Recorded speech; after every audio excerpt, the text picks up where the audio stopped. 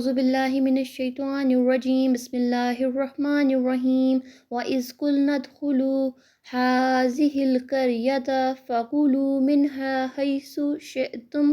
رَغَدًا وَادْخُلُوا الْبَابَ سُجَّدًا وَقُولُوا حِطَّةٌ نَغْفِرْ لَكُمْ خَطَايَاكُمْ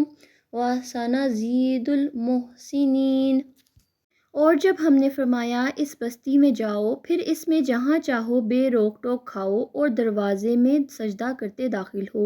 اور کہو ہمارے گناہ معاف ہوں، ہم تمہاری خطائیں بخش دیں گے، اور قریب ہے کہ نیکی والوں کو اور زیادہ دیں۔ القریۃ بستی میں، حیثو جہاں بھی، شئتم تم چاہو، رغدن مزے سے کھاؤ، فراغت سے کھاؤ، حطۃ بخش دے، نغفر لکم ہم بخش دیں گے، خطایاکم تمہاری خطائیں، سنزید اور زیادہ دیں گے عنقریب، المحسنین نیکی کرنے والوں کو۔ یہ قصہ بھی وادی تیہ کا ہے، جب منو سلویٰ کھاتے کھاتے بنی اسرائیل اکتا گئے اور اپنے معمولی کھانے کی درخواست کی تو ان کو ایک شہر میں جانے کا حکم ہوا تھا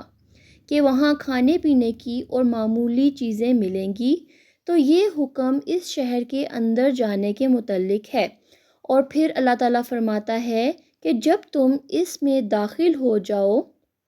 تو اس کی چیزوں میں سے جس جگہ تم رغبت کرو بے تکلفی سے کھاؤ، اور یہ بھی حکم دیا کہ جب اندر جانے لگو تو دروازے میں داخل ہونا عاجزی سے، جھکے جھکے، اور زبان سے یہ کہتے جانا کہ توبہ ہے توبہ ہے۔ حطۃ کے دو مطلب ہو سکتے ہیں، ایک یہ کہ خدا سے اپنی خطاؤں کی معافی مانگتے ہوئے جانا، دوسرے یہ کہ لوٹ مار اور قتل عام کی بجائے بستی کے باشندوں میں درگزر اور عام معافی کا اعلان کرتے جانا۔ یعنی یہ حکم تھا کہ جابر و ظالم فاتحوں کی طرح اکڑتے ہوئے نہ گھسنا، بلکہ خدا ترسوں کی طرح عاجزی اور انکساری سے داخل ہونا،